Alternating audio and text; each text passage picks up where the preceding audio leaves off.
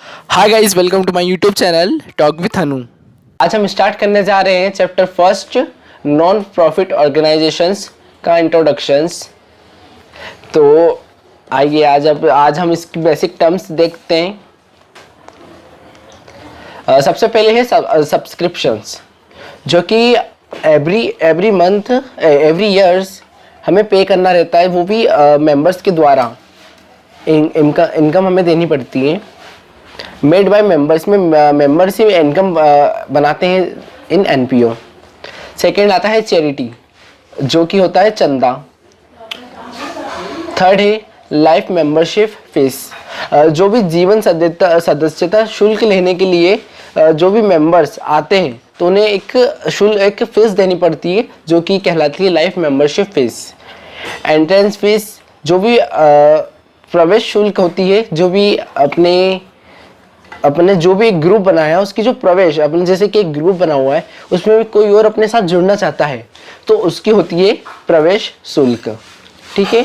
और लेकिन and fifth आता है डोनेशंस, जो कि होता है दान भी एनपीओ में ही आता है। सिक्स्थ है, फिफ्थ के दो पार्ट है, जनरल एंड स्पेसिफिक। दान दो तरह से होते हैं, सामान्य दान जो कि जनरल डोनेशंस कहलाते हैं, और एक होता है स्पेसिफिक डोनेशंस। एंड सिक्स्थ है पोस्टेज मीन्स होता है डाक। सेवंथ होता है अपना अपकीप ऑफ लैंड का रख रखाव, जो भी अपन ने कुछ भी लैंड लिया है या कुछ खरीदा है तो उसका रख रखाव करने के लिए हमें एक शुल्क देनी पड़ती है, कुछ पैसे देने पड़ते हैं, जिसको बोलते हैं अपन अपकीप ऑफ लैंड।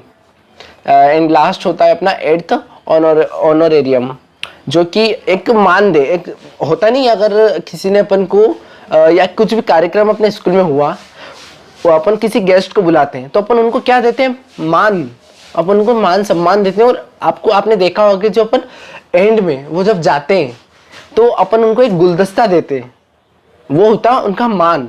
और जैसे क्या वैसे शाहरुख खान को बुलाएंगे तो पैसे लेंगे, पर एक मान और एक सम्मान देने की एक जो सीमा होती है वो होता है ऑनोरेरियम, जिसको अपन ऑनोरेरियम बोलते हैं, जो कि एक वेतन से भी दे सकते हैं या किसी का मान दे, एक अपन जैसे बोलते हैं कि मान दे, ऐसा ही एक वो होता है एक सिस्टम जिसको अपन बोल सकते हैं कि ऑनोरेरियम।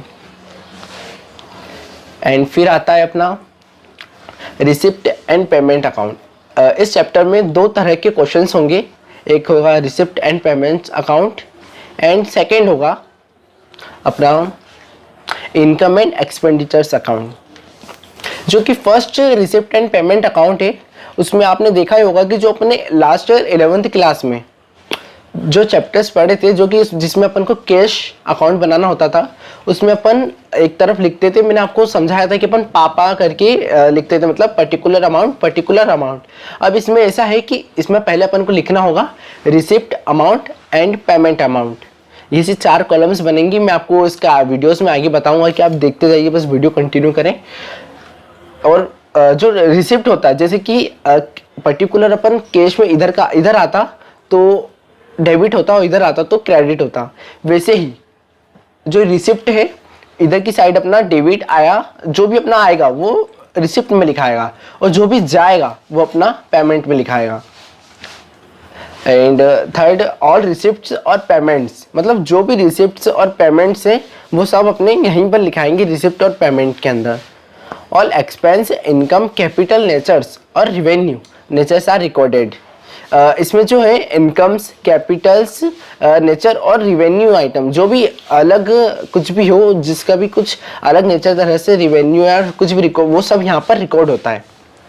एंड देन फिर आता है सेकंड क्वेश्चन। मैंने आपको बताया कि दो तरह के इसमें सवाल होते हैं, पहला होता है receipt and payment, and second होता है इनकम एंड एक्सपेंडिचर्स, जो कि सेकंड है। अब आप देख सकते हैं स्क्रीन पर।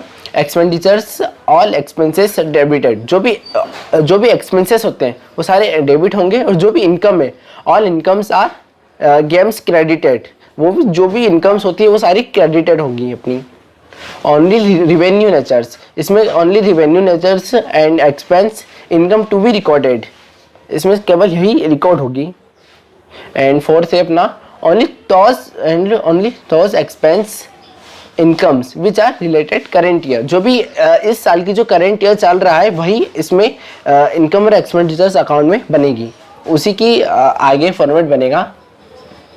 अब मैं आपको ले चलता हूँ सेकेंड पर। सरप्लस, जैसे कि अपने टेबल बनाइए और उसमें जो अगर डेबिट की साइड बढ़ी हुई है, अगर क्रेडिट की साइड बढ़ी हुई, मान ले अपन ने एक तरफ लिखा है इनकम और एक तरफ लिखा है एक्सपेंडिचर्स। अगर अपनी इनकम की साइड बढ़ी हुई तो वो एक्सपेंडिचर्स में आएगी और उसको सरप्लस बोलेंगे, उसको प्रॉफिट या लॉस नहीं बोलेंगे, उसको बोलेंगे सरप्लस। और ऐसे ही अगर एक्सपेंडिचर्स की इनकम में आएगी तो उसको बोल देंगे डेफिशिएंसी। नॉट अ प्रॉफिट और नॉट अ लॉस, सरप्लस और डेफिशिएंसी ही यूज होगा इसमें। देन फिर है हाउ टू कैलकुलेट एक्सपेंस और income which related to current year. जो भी करेंट ईयर की कैलकुलेशन है वो अपन जो करेंट ईयर की जो वो है इनकम्स वो कैलकुलेट करना है, how to calculate. Okay, then expense and income as per receipt and payment account given. ये जो है expense and income as per receipt and payment account is given. जो भी इसका जो इनकम और रिसिप्ट एंड पेमेंट अकाउंट के अंदर अपन को इसका इनकम दे रखा होगा, देन अपन को इसमें बता सकता हूँ मैं आपको कि आउटस्टैंडिंग ऑफ करेंट ईयर जो इस साल का है, जो इस साल का जो आउटस्टैंडिंग करेंट ईयर है वो रिसिप्ट एंड पेमेंट अकाउंट में प्लस होगा। And then prepaid in previous years for current year, prepaid in previous years for current year वो भी इसमें प्लस होगा। Outstanding for previous year received वो इसमें माइनस होगा। पेड इन करेंट ईयर पिछले साल का था, जो पिछले साल का था पेड इन करेंट ईयर वो इसमें माइनस होगा।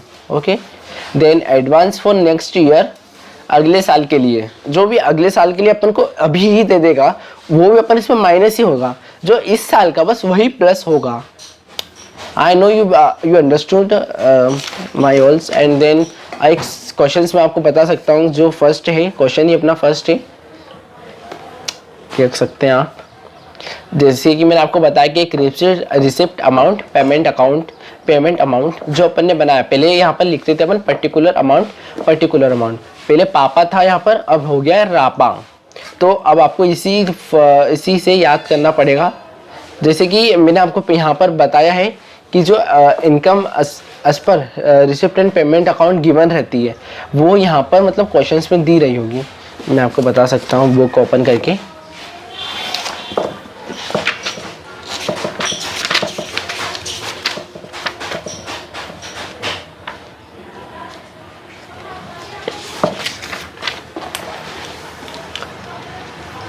ये देखिए, मैंने आपसे कहा था कि जो from the following particulars prepare receipt and payment account of Chetna club for the year ending 31 December 2017। मैंने आपको बताया कि जो डेट जो यहाँ पर दे रखी होती है, जो भी कैश बैलेंस है वो उसकी डेट के साथ यहाँ पर दे रहा होता है। तो आप देखें कि जो चेतनास क्लब है, अगर अपन क्वेश्चन स्टार्ट करते हैं तो सबसे पहले आपको यहाँ पर लिखना होगा चेतनास क्लब, और जो भी यहाँ पर डेट लिखी होगी वो आपको डालनी है। देन अपना क्वेश्चन स्टार्ट होता है रिसिप्ट अमाउंट पेमेंट अकाउंट लिखने के बाद कि जो यहाँ पर जो कैश बैलेंस दिया होता है उसको टू बैलेंस बीडी करके अपने उसकी डेट डालनी है, देन अमाउंट डालना है। देन यहाँ पर टू जो मेंबरशिप होती है, मेंबरशिप यहाँ दे रखी होती है मेंबरशिप फीस, उसको टू मेंबरशिप फीस करके यहाँ पर लिखना है। उसका जो यहाँ पर 300 मेंबर्स है तो मैंने 300 मेंबर्स लिखा है।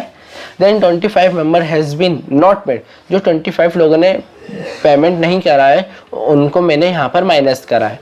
जो 300 में से 25 माइनस होंगे तो 275 यहाँ पर आ जाएंगे।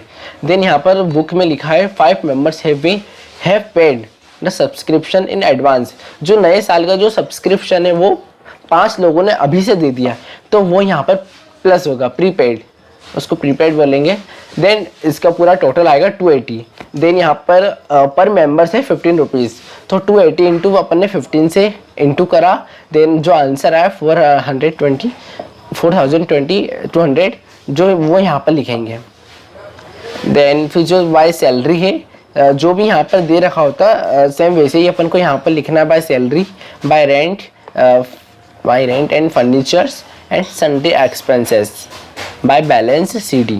देन बाय बैलेंस सीडी करके लिखना है। जो आंसर अपना बड़ा होगा, जैसे कि आंसर अपना बड़ा है तो वो इधर की साइड आएगा 9200 माइनस 7850 को अपन माइनस करेंगे तो आंसर आएगा अपना 1350। जो फिर इन दोनों को प्लस करना है, जो 850 है और 7850 है, इन दोनों को प्लस करने के बाद जो आंसर आएगा वो यहाँ पर लिखना है। देन इन दोनों को भी प्लस करके फिर यहाँ पर आंसर लिखना है। Okay, thank you guys.